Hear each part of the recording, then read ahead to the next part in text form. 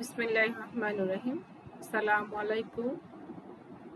সুপ্রিয় অনার্স চতুর্থ বর্ষের শিক্ষার্থীরা, তোমাদের আজকের ক্লাসে স্বাগতম। আমি আকলিমা, সহকারী অধ্যাপক, ইসলামিক স্টাডিজ বিভাগ, ঢাকা কলেজ। আজকের আলোচ্য বিষয় বৌদ্ধ ধর্ম। তো বর্তমান বিশ্বে প্রচলিত বিভিন্ন ধর্মের মধ্যে বৌদ্ধ ধর্ম হচ্ছে একটি অন্যতম ধর্ম। বৌদ্ধ ধর্ম বলতে সাধারণত মহামতি গৌতম বুদ্ধের প্রচারিত বাণী ও জীবন দর্শনকে বোঝানো হয়। শুধু নিজের মুক্তি নয়, বরং মানব জাতিকে চিরকালীন দুঃখ দুর্দশা থেকে স্থায়ীভাবে মুক্তি দেওয়ার লক্ষ্যে বুদ্ধদেব তার বাণী প্রচার করেছেন। খ্রিস্টপূর্ব ৬ষ্ঠ শতাব্দী মানব ইতিহাসে এক অবিস্মরণীয় অধ্যায় হিসেবে কি চিহ্নিত। এ যুগ সন্ধিক্ষণে মহামতি বুদ্ধ ৫৬৩ থেকে ৪৮৩ খ্রিস্টপূর্বাব্দ নেপাল রাজ্যের অন্তর্গত কপিলাবস্তুর রাজা শুদ্ধোধনের ঔরসে রানী মহামায়ার গর্ভে বহু প্রতীক্ষিত সন্তান রূপে জন্মগ্রহণ করেন।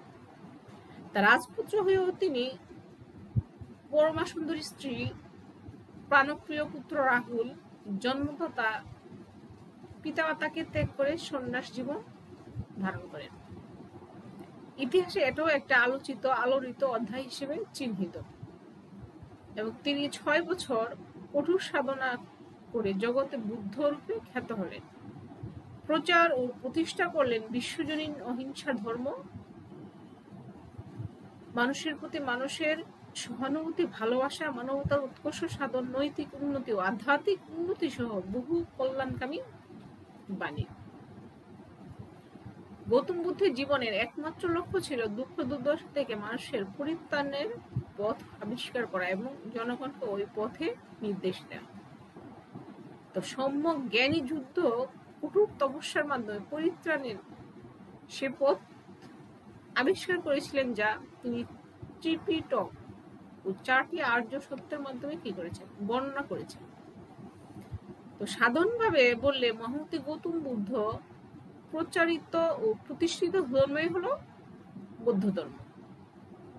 তার পাশাপাশি বুদ্ধের অনুসারী কবি ও দার্শনিক বৃন্দের জ্ঞানের ফসল ও বৌদ্ধ ধর্মই কিন্তু কি করেছে, সমৃদ্ধ করেছে। শেষ পর্যন্ত বৌদ্ধ ধর্ম জগৎ ও জীবন সম্পর্কিত সকল জিজ্ঞাসার জবাবে পরিণত হয়েছে।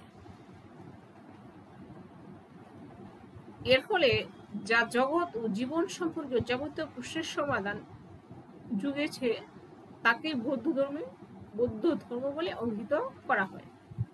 তো মহামতি বুদ্ধকে দুঃখ, কষ্ট, জরা, মৃত্যু প্রভৃতি গভীরভাবে কি করে, আলোড়িত করে। তবে তিনি সময় ও সমাজকে অবজ্ঞা করেননি, বরং এ সম্পর্কে সবিশেষ সচেতনতা অবলম্বন করেছেন। এ কারণে তিনি ঈশ্বরকে কোনো ব্যাখ্যাতে আনতেন না। তাকে ব্যাখ্যাতীত এবং প্রশ্নাতীত করে গৌতম বুদ্ধ কর্মকে স্বয়ংসম্পূর্ণ হিসেবে ঘোষণা করেন। আর্য সত্য অনুসারে নিষ্কাম কর্মের মাধ্যমে ভাবচক্রকে অতিক্রম করলেই মুক্তি।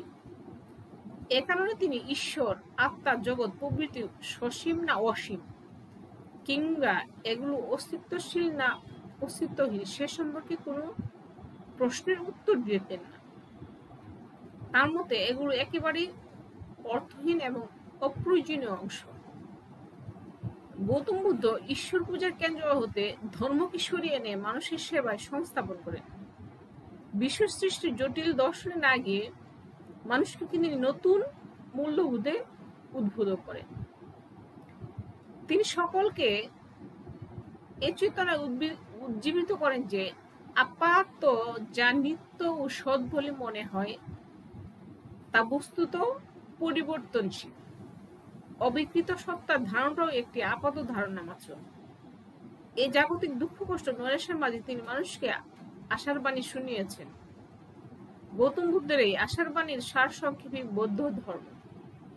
এ ধর্মের মাধ্যমে বুদ্ধদেব মানুষকে আধ্যাত্মিক ও নৈতিক চেতনায় উদ্বুদ্ধ করেন। মানুষকে দুঃখ মুক্তির কথা বলেন। তার মধ্যে দুঃখ মুক্তির সাধনাই হচ্ছে বৌদ্ধ ধর্ম। তেলের অভাবে প্রদীপের শিখারে যেমন নিভে যায়, ঠিক তেমনি কাম, ক্রোধ, লোভ, মোহ, হিংসা, সুখ, দুঃখ, আনন্দ ভোগের ইচ্ছা যখন নিবৃত হয় তখন সকল দুঃখ দূর হয়ে যায়। এ অবস্থায় মানুষ নির্বাণ বা মহামুক্তি লাভ করে। তো বৌদ্ধ ধর্মে নির্বাণী পরম সত্য, নির্বাণী পরম লক্ষ্য। মহামতি বুদ্ধ সাধনার ক্ষেত্রে চরম পন্থা অবলম্বন করতেন না। তিনি চরম কৃচ্ছ্রতা সাধনের কথা না বলে বদ্ধ পন্থা অবলম্বনের নির্দেশ দান করেছেন। এই মধ্যপন্থা অবলম্বন করে কিন্তু নির্বাণ লাভ করা যায়। তো সুতরাং বৌদ্ধ ধর্ম হলো একটি কর্মবাদী বিশেষ ধর্ম, যা ঈশ্বর ও আত্মা নিরপেক্ষ দুঃখ দূর করায় যার মূল লক্ষ্য, এবং এই লক্ষ্য পূরণে যা মধ্যম পন্থা অনুসরণ করে সাধনায় লিপ্ত হওয়ার নির্দেশ প্রদান করে। তারপর হচ্ছে যে বৌদ্ধ ধর্মের বৈশিষ্ট্য বা প্রকৃতির স্বরূপ। বৌদ্ধ ধর্ম মানবতাবাদী, জীবপ্রেমী, একটি অহিংস ও বৌদ্ধপন্থী ধর্ম। বিশ্বের অন্যতম প্রধান এই ধর্মটি নানাবিধ অন্যান্য ধর্মের মতো তারও কিছু বৈশিষ্ট্য রয়েছে। যেমন প্রথমত হলো ঈশ্বর নিরপেক্ষ। বৌদ্ধ ধর্মের বৈশিষ্ট্যের মধ্যে প্রথম যে বৈশিষ্ট্য সেটা হলো ঈশ্বর নিরপেক্ষ। নৈতিক অগ্রগতি বা পূর্ণতা অর্জনের জন্য ঈশ্বরের অস্তিত্ব স্বীকার করা আবশ্যক নয়, কেননা ঈশ্বরের অস্তিত্বের ধারণা ও তার অসীম ক্ষমতায় বিশ্বাস মানুষকে নিষ্ক্রিয় ও দায়িত্বহীন করে তোলে।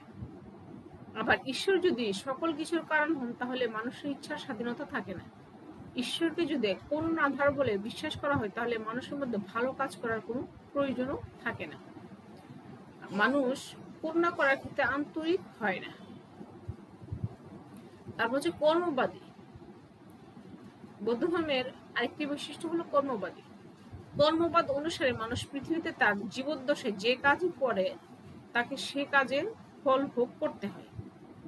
তার কাজ সৎ হলে সে ভালো প্রতিদান পায়, আর মন্দ হলে মন্দ প্রতিদান পায়। এই ফল ভোগ যদি এক জীবনে শেষ না হয়, তাহলে কর্মফল ভোগ করার জন্য মানুষকে বারংবার কি করতে হয়? জন্মগ্রহণ করতে হয়। তো গৌতম বুদ্ধ কর্মবাদের কোনো জটিল বিশ্লেষণ বা কঠোর আলোচনা উৎসাহিত করেননি। তিনি বরং মানুষকে নিষ্কাম কর্মে নিবেদিত থাকার নির্দেশ দিয়েছেন। দার্শনিক বা তত্ত্বালোচনায় তিনি আগ্রহী ছিলেন না, বরং নিষ্কাম কর্ম সম্পাদনের মাধ্যমে কিভাবে মুক্তি পাওয়া যাবে তা নিয়ে তিনি উদ্যোগী ছিলেন। রাগ, দেশ, কামনা, বাসনা অনুশীলনের মাধ্যমে পুনর্জন্ম রোধ করতে পারলে দুঃখ থেকে চিরমুক্তি লাভ সম্ভব হবে। একনবাদ কার্যকারণ শৃঙ্খলার সাথে জড়িত, তাই পূর্বজন্মের কৃতকর্মের ফল ভোগ শেষ না হয় বর্তমান জন্ম, মানে পূর্বজন্মের কৃতকর্মের ফল ভোগ না করাই বর্তমানে জন্ম হয়। সুতরাং বর্তমান জন্মের কারণ হচ্ছে পূর্বজন্মের কৃতকর্ম। তারপর হচ্ছে ইচ্ছার স্বাধীনতার স্বীকৃতি। বৌদ্ধ ধর্মের আরেকটি বৈশিষ্ট্য হলো কর্মবাদের সাথে ইচ্ছা স্বাধীনতার কোনো বিরোধ নেই, বরং কর্মবাদে ইচ্ছা স্বাধীনতাকে বেশি প্রাধান্য দেওয়া হয়েছে। কারণ বর্তমান অতীতের দ্বারা নির্ধারিত হলেও ভবিষ্যৎ জীবনের অবস্থা কেমন হবে তা জীবের স্বাধীন ইচ্ছা ও কর্মের উপর নির্ভর করে। অতীতে যদি মানুষ নিষ্কাম কর্মের মাধ্যমে ভবচক্রকে অতিক্রম করতে পারত, তাহলে কারো বর্তমান জন্ম হতো না। বৌদ্ধ দর্শনে ইচ্ছার স্বাধীনতা সম্পর্কিত নিয়ন্ত্রণবাদ ও অনিয়ন্ত্রণবাদকেও কিন্তু স্বীকার করা হয় না। ইচ্ছা স্বাধীনতার সর্বোচ্চ প্রয়োগের জন্য এ দর্শনে স্বনিয়ন্ত্রণের কথা বলা হয়। তো বৌদ্ধ ধর্মে নিজের কৃতকর্মের নিয়ন্ত্রক মানুষ নিজে হয়। মানুষের ইচ্ছার স্বাধীনতা সম্পর্কিত নিয়ন্ত্রণবাদ ও অনিয়ন্ত্রণবাদকে স্বীকার বা অস্বীকার করার প্রয়োজন পড়ে না। ফলে অন্য যে কোনো ধর্ম বা দর্শনের চেয়ে কর্মবাদের সঙ্গে বৌদ্ধ ধর্মেই ইচ্ছার সর্বোচ্চ স্বাধীনতার কথা স্বীকার করা হয়েছে। তারপর হচ্ছে আত্মা নিরপেক্ষ। আরেকটি বৈশিষ্ট্য হলো বৌদ্ধ ধর্মের, সেটি হলো আত্মা নিরপেক্ষ। বৌদ্ধ ধর্মে আত্মার নিত্যতা বা অনিত্যতাকে তেমন গুরুত্বপূর্ণ মনে করা হয় না। বুদ্ধদেবের মতে সবকিছু অনিত্য এবং ক্ষণকালের, তাই চিরন্তন আত্মার অস্তিত্ব থাকা সম্ভব নয়। তার মতে কোনো এক বিশেষ মুহূর্তে নিজেদের মধ্যে মানুষ যে মানসিক প্রতিক্রিয়া সমূহ লক্ষ্য করে, সেই মানসিক প্রক্রিয়া সমূহের অবিরাম প্রবাহ ধারাই হলো আত্মা। তিনি পুনর্জন্ম স্বীকার করেন, কিন্তু হিন্দু ধর্মের জন্মান্তরবাদকে অস্বীকার করেন। তার মধ্যে জীব হলো মানসিক প্রক্রিয়া, এ প্রক্রিয়ায় এক জন্ম থেকে আরেক জন্মে প্রবাহিত হয়। যেমন দুটি প্রদীপ সম্পূর্ণ ভিন্ন হলেও একটি প্রদীপের আগুন দিয়ে অবলীলায় অপর প্রদীপটি জ্বালানো যায়। আত্মার প্রবাহ জীবন থেকে জীবনে তেমনি। এ কারণে গৌতম বুদ্ধ নৈরাত্যবাদের উপর বেশি গুরুত্ব দিয়েছেন, কারণ আত্মা সম্পর্কে ভুল ধারণা মানুষকে দুঃখবোধে আক্রান্ত করে। তারপর হচ্ছে প্রত্যক্ষবাদী বৈশিষ্ট্য। একটি বৈশিষ্ট্য হলো সেটা হলো প্রত্যক্ষবাদী। তো বৌদ্ধ ধর্ম একান্তভাবে অভিজ্ঞতাবাদী বা প্রত্যক্ষবাদী। এ মর্মতে যা মানুষ প্রত্যক্ষ করতে পারে তাই সত্য, আর যা প্রত্যক্ষ করতে পারে না তা সত্য নয়। ঈশ্বর, আত্মা প্রত্যক্ষাতীত বিষয় বলে এগুলো সত্য নয়। মানুষের দুঃখহীন জীবন তৈরির জন্য এগুলো সত্য হওয়াও অনিবার্য নয়। বুদ্ধদেব তাই সনাতন আত্মা এবং অতীন্দ্র যে কোনো সত্তার অস্তিত্বকে অস্বীকার করেন। সে বিষয়গুলোকে প্রত্যক্ষযোগ্য, যেমন তিনি দেখেছিলেন মানুষ বিভিন্নভাবে দুঃখ পেয়ে কাঁদছে, এ দুঃখই সত্য। দুঃখ থেকে মুক্তির পথ অন্বেষণে তিনি স্ত্রী পুত্র রাজ্য ছেড়ে সত্যের ধ্যানে মগ্ন হলেন। বোধি লাভের পরও অপ্রত্যক্ষিত বিষয় নিয়ে আলোচনাকে তিনি অর্থহীন ও অপ্রয়োজনীয় মনে করতেন। তারপর হচ্ছে প্রয়োজনবাদী। বৌদ্ধ ধর্ম মানুষের প্রয়োজনকে বিশেষ গুরুত্ব প্রদান করে থাকে। প্রয়োজনবাদ অনুসারে যে বস্তু বা বিষয় মানুষের প্রয়োজন পূরণ করে সে বস্তু বা বিষয় সত্য। গৌতম বুদ্ধ দেখেছেন মানুষ রোগ, শোক, জরা ইত্যাদি দুঃখে নিপীড়িত। তাই তিনি দর্শনের জটিল আলোচনা না গিয়ে কিভাবে মানুষকে দুঃখ থেকে মুক্ত করা যায় সে চেষ্টা করেছেন।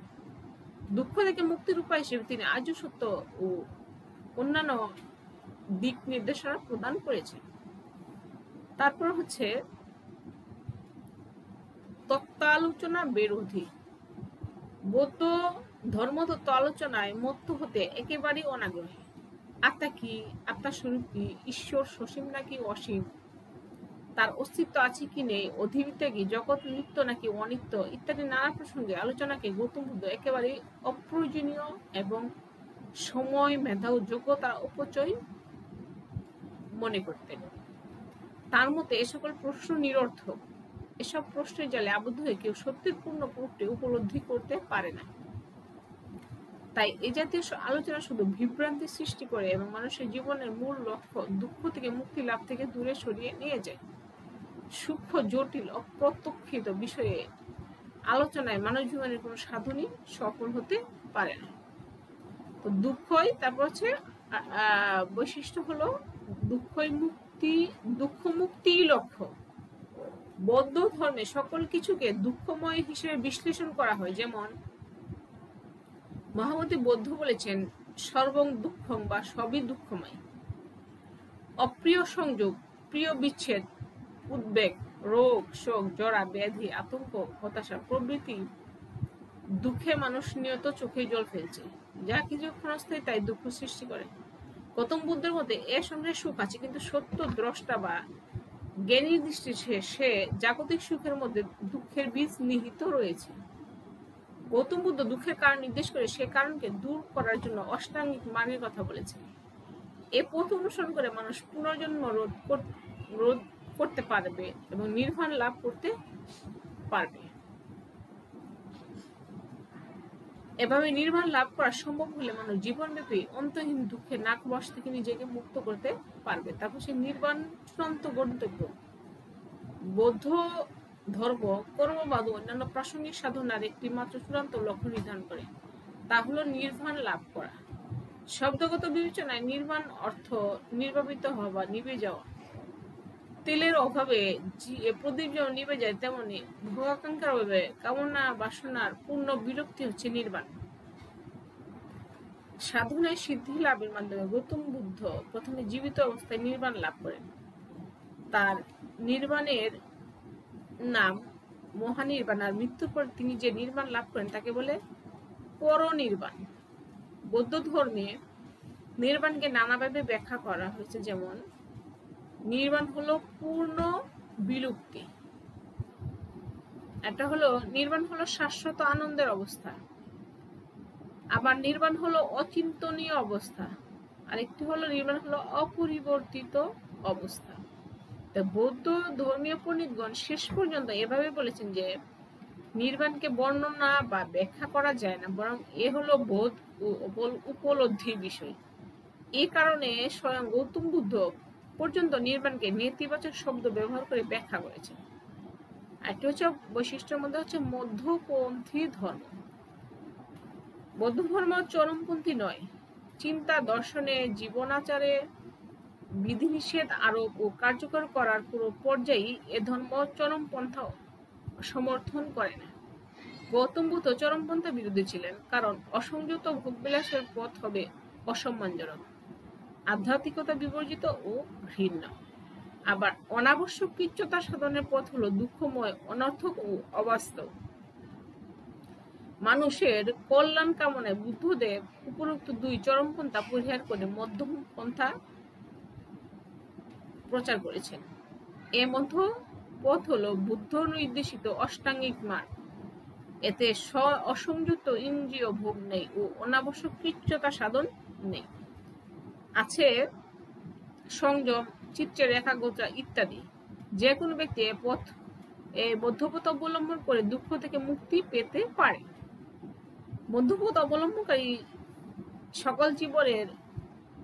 সকল জীবের মঙ্গল কামনা করবে, অন্যের সুখে সুখী আনন্দিত হবে এবং অন্যের দোষের প্রতি উদাসীন হবে, অসহায় দুঃখীর প্রতি করুণা করবে এবং নিজ কর্ম নিষ্ঠার সাথে সম্পন্ন করবে। এ মধ্যবর্তী বৌদ্ধ ধর্মের নীতি তত্ত্ব। তারপর হচ্ছে বৌদ্ধ সম্প্রদায়। বৌদ্ধ ধর্ম তার সহজবোধ্য জীবন দর্শনের জন্য মানুষের কাছে বিশেষভাবে গ্রহণীয় হয়ে উঠেছে। দেখতে দেখতে এর অনুসারীর সংখ্যা অনেক হয়ে যায়। অনুসারীদের সংখ্যাধিকের কারণে গৌতম বুদ্ধের মহাপ্রয়াণের পর তার আদর্শের ব্যাখ্যা ও বাস্তবায়ন পদ্ধতি নিয়ে মতবিরোধ তৈরি হয়। অধিক সংখ্যক অনুসারীর কারণে তারা ঐক্যমতে পৌঁছতে ব্যর্থ হন এবং এভাবে বৌদ্ধ ধর্মের দুটি বিভাগ তৈরি হলো। এই দুটি বিভাগ হলো হীনযান আর একটি হলো মহাযান। হীনযান হলো প্রাচীনপন্থী ঘোড়া বৌদ্ধগণ যারা স্থবিরবাদী নামে পরিচিত, তারাই হীনযান বৌদ্ধ। এরা গৌতম ভিক্ষুদের পালনীয় আচার ব্যবহারের কঠোরতা শিথিল করার বিরোধী। এটা হচ্ছে মহাযান। মহাযানীরা আত্মমুক্তির কথা প্রচার না করে সকলের মুক্তির কথা বলেন। তারা ঈশ্বর, আত্মা এবং মানুষের পরিণতি সম্পর্কে ভাবাত্মক ধারণা প্রচার করেন। তাদের বিশ্বাসে বুদ্ধই ঈশ্বর। যে কোনো ধর্ম মতের বিশুদ্ধতা রক্ষা করা যেমন আবশ্যক, তেমনি তাকে উদ্ধার এবং সর্বজন তোলাও কিন্তু কর্তব্য। সে কারণে বাহ্যত হীনযান ও মহাযান সম্প্রদায়কে বৌদ্ধ ধর্মের দুটি আলাদা সম্প্রদায় মনে হলেও প্রকৃতপক্ষে তারা এক পক্ষ ধর্মের শুদ্ধতা রক্ষায় কাজ করে চলেছে, অন্য পক্ষে এক উদ্ধার এবং সর্বজন করে তোলার চেষ্টা চালিয়ে যাচ্ছে, যা সকলেরই কাম্য বিষয়। যা বৌদ্ধ ধর্মের হচ্ছে ত্রিপিটক ধর্মগ্রন্থ। তো বৌদ্ধ ধর্মের মূল ভিত্তি হলো ত্রিপিটক। এটি 3টি পিটকের সংকলন। পিটকগুলোতে মাহমতি বুদ্ধের উপদেশ বাণী শিক্ষাসমূহ সংকলিত হয়েছে। ত্রিপিটকে বৌদ্ধ ধর্মের উপদেশ বাণী এবং শিক্ষাসমূহ কি হয়েছে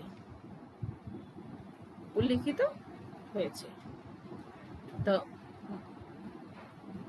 মহানির্বাণ লাভের পর গৌতম বুদ্ধ মানুষের মঙ্গলের জন্য খালি পায়ে দীর্ঘ 45 বছর পায়ে হেঁটে উত্তর ভারতের ঘরে ঘরে অবিরাম নিজ ধর্ম প্রচার করেছেন। তা ধর্ম প্রচারের জন্য তিনি কোনো ঐশ্বরিক গ্রন্থ ছিল না, কিংবা তিনি নিজেও কোনো গ্রন্থ রচনা করেননি। তিনি মুখে মুখেই নিজ বাণী ও শিক্ষা প্রচার করেন। তার এই বাণী, শিক্ষা, উপদেশসমূহ এশিয়া মহাদেশের বিস্তীর্ণ অঞ্চলে তার শিষ্য, অনুসারী ও ভক্তদের মুখে ছড়িয়ে পড়ে।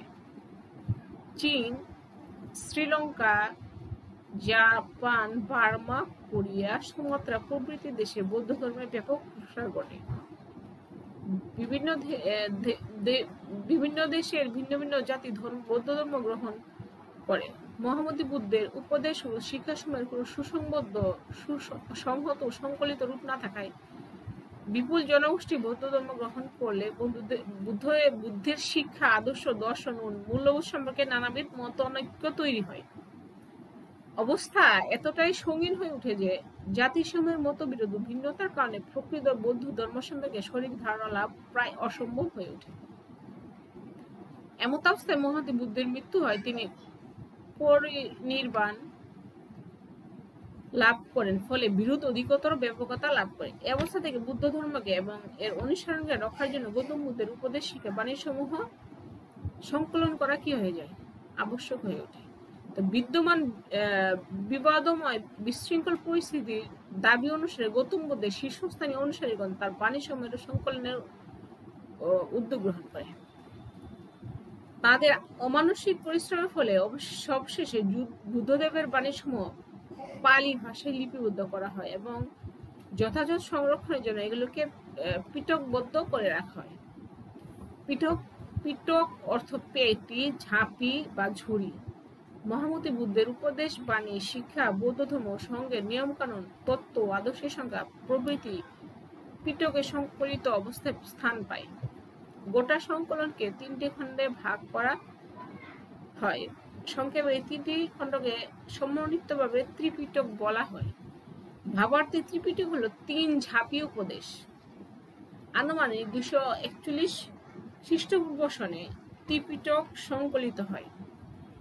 বৌদ্ধ শাস্ত্রসমূহের মধ্যে, এমনকি পালি ভাষার শাস্ত্রসমূহের মধ্যেও ত্রিপিটকই কিন্তু সর্বপ্রাচীন। ত্রিপিটকের 3টি খণ্ড হলো বিনয় পিটক, সূত্র পিটক ও অভিধম্ম পিটক।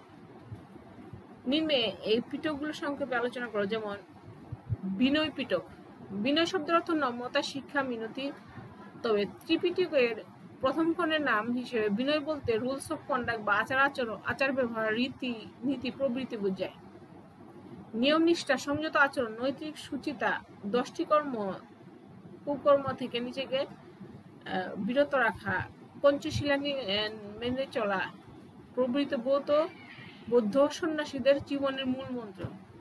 কোন কোন নিয়ম মেনে চলতে হবে, কোন কোন কাজ থেকে বিরত থাকতে হবে, কোন কোন নিয়ম অনুসারে জীবিকা নির্বাহ করতে হবে, কিভাবে নৈতিক সুচিতা বজায় রাখা যায় প্রভৃতি নিয়ম নীতি বিনয় পিটকে বর্ণিত হয়েছে। বিনয় পিটকের 5টি ভাগ রয়েছে, যেমন পরাজিকা, পাচিত্যং, মহাবজ্ঞ, চুলবজ্ঞ এবং পরিবার পাঠা। আচ্ছা, তারপর হলো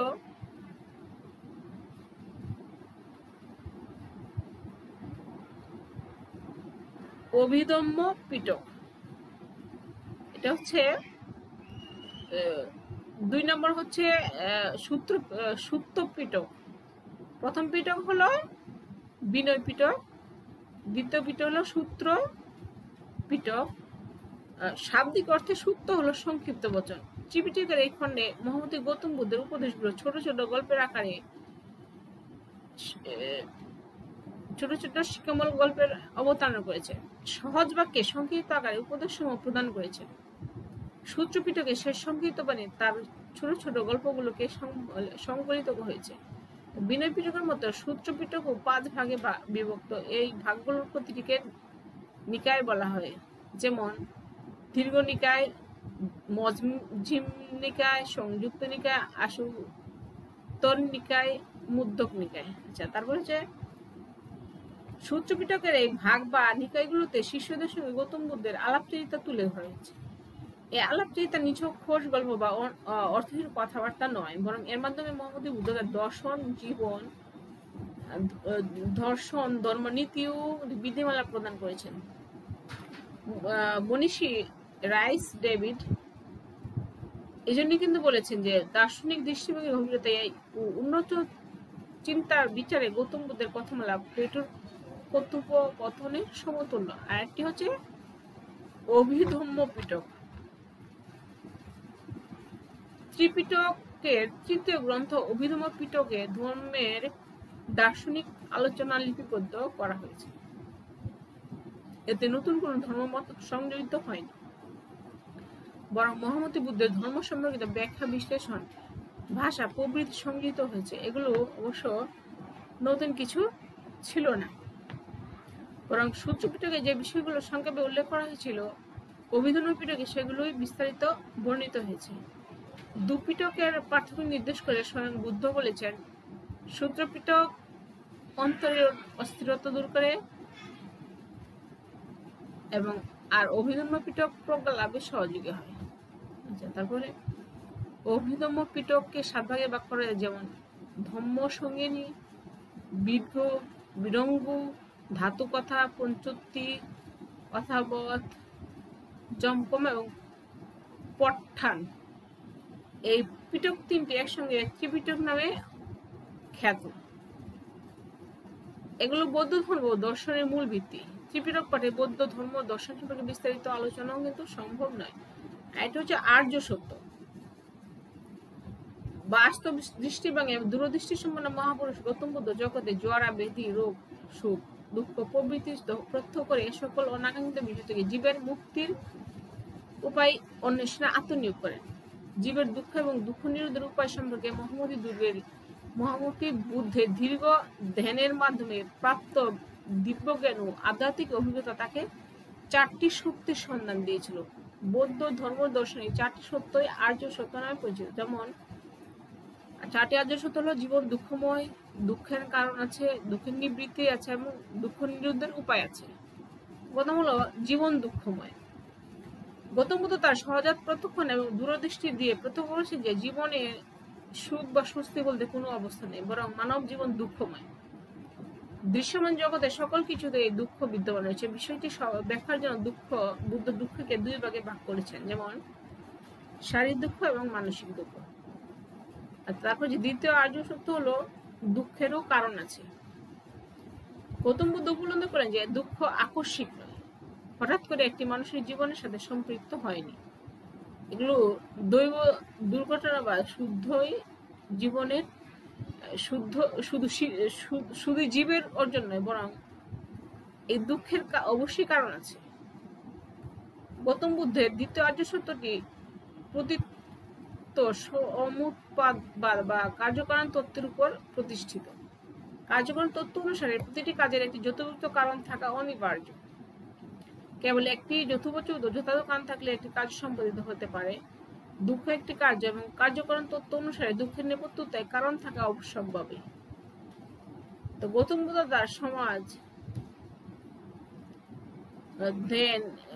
তার জ্ঞান, সাধনা ও বুদ্ধির ভিত্তিতে দুঃখের 12টি কারণ নির্দেশ করেছেন। এই 12টি কারণ ও কার্যকারণ শৃঙ্খলে আবদ্ধ। বৌদ্ধ ধর্ম ও দর্শনে কারণগুলি দ্বাদশ নিদান বা ভবচক্র বলা হয়, কারণ এই কারণ বা চক্র মানুষকে জন্ম, দুঃখ ভোগ ও পুনর্জন্মের মধ্যে দিয়ে বারংবার সংসারের চাকা সচল রাখে। এগুলো হলো অধিবিদ্যা, সংস্কার, বিজ্ঞান বা চেতনা, নানা রূপ বা দেহ মনের সংগঠন, সরায়তন, স্পর্শ, বেদনা বা সুখ স্মৃতি বিজড়িত পূর্ব ইন্দ্রিয় অভিজ্ঞতা, তৃষ্ণা বা ভোগের আকাঙ্ক্ষা, উপাদান বা জাগতিক বিষয়সমূহ, ভব বা ভালোবাসা, জাতি বা জন্ম এবং জরা, মরণ, পরজন্ম, ভাবী জীবন। আচ্ছা, তারপর হলো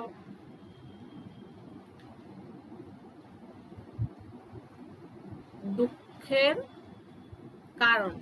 তারপর সে তৃতীয় আর্য সত্য হলো দুঃখের নিবৃত্তি আছে।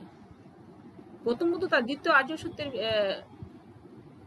ভিত্তিতে তৃতীয় আর্য সত্যের ধারণায় উপনীত হয়েছেন। তিনি বলেছেন, কার্যকারণ তত্ত্ব অনুসারে দুঃখাভিযোগের প্রতিটি দুঃখেরই যথাযথ কারণ রয়েছে। এই কারণগুলো যদি ধ্বংস করে দেওয়া যায় তাহলে দুঃখ তৈরি হতে পারবে না। তাই মানব জীবনে যেমন দুঃখ আছে তেমন দুঃখের উদ্দেশ্যের উপায় বা দুঃখের নিবৃত্তিও আছে। যেমন তৃষ্ণা দূর করা সম্ভব হলে ভব রোধ করা যাবে, এবং ভব রোধ করা গেলে পুনর্জন্ম হবে না। আর যদি পুনর্জন্ম না হয় তাহলে জরা, মরণ, শোক ইত্যাদি দুঃখের নিবৃত্তি হবে। এভাবে দুঃখের কারণ সমূহ ধ্বংস করে দুঃখ থেকে স্থায়ীভাবে মুক্তি লাভ করা সম্ভব হলে ব্যক্তি নির্বাণ লাভ করবে। তারপর যে তৃষ্ণা নিবৃত্তির উপায় হিসেবে গৌতম বুদ্ধ নিষ্কাম কর্ম সম্বন্ধে কথা বলেছেন। জগৎ ও জীবনের প্রকৃত রূপ সম্পর্কে অবহিত হয়ে অনাসক্তভাবে কাজ করা সম্ভব হলে জাগতিক বস্তু বিষয়ে তৃষ্ণা জাগে না, ফলে পুনর্জন্মের কোনো সম্ভাবনা তৈরি হয় না। প্রদীপ যখন জ্বালানি তেলের অভাবে নিভে যায়, তেমন ব্যক্তির তৃষ্ণায় রসদ যদি ফুরিয়ে যায়, সে যদি কামনা আকাঙ্ক্ষাহীন ভাবে কর্ম সম্বন্ধে সক্ষম হয়, তাহলে তারাও পুনর্জন্ম হবে না। একটা হলো চতুর্থ আর্য সত্য হলো দুঃখ নিরোধের পথ আছে। গৌতম বুদ্ধ জীবন দুঃখময় বলে মানুষকে হতাশে ডুবিয়ে দেননি, বরং আশায় উদ্দীপ্ত করেছেন। বলেছেন মানুষের জীবন যে দুঃখময় তাই নয়, বরং এই দুঃখ থেকে মুক্তির পথও আছে। দুঃখ নিরোধের যে পথ আছে সে পথ অনুসরণ করলে দুঃখ থেকে মুক্তি পাওয়া যায়। বৌদ্ধ ধর্মে তাকে অষ্টাঙ্গিক মার্গ বলা হয়। অষ্টাঙ্গিক মার্গে ৮ প্রকার নিয়মাবলী বা কর্মপদ্ধতির কথা বলা হয়েছে। বৌদ্ধ ধর্ম ও দর্শনে এগুলোকে মধ্যম পথ বলা হয়েছে, কারণ অষ্টাঙ্গিক মার্গ অসংযত ভোগবিলাস ও শারীরিক কৃচ্ছতা সাধনের চরম পন্থার পরিবর্তে মধ্যবর্তী পথ অনুসরণ নির্দেশনা প্রদান করে। এই অষ্টম মার্গ হল সম্যক দৃষ্টি, সম্যক সংকল্প, সম্যক বাক, সম্যক কর্মান্ত, সম্যক আজীব, সম্যক ব্যায়াম, সম্যক স্থিতি এবং সম্যক সমাধি। এই হলো অষ্টাঙ্গিক মার্গ, এবং এই হলো বৌদ্ধ ধর্মের সংক্ষিপ্ত পরিচয়। তো বৌদ্ধ ধর্মের কাকে বলে, বৌদ্ধ ধর্মের বৈশিষ্ট্য, এবং এই বৌদ্ধ ধর্মে বিভিন্ন বিষয় তোমাদের সামনে আলোচনা করলাম। তো আগামী ক্লাস পর্যন্ত সবাই সুস্থ থেকো, নিরাপদ থেকো, এই প্রত্যাশায় আজকের মতো এখানেই শেষ করছি। আল্লাহ হাফেজ।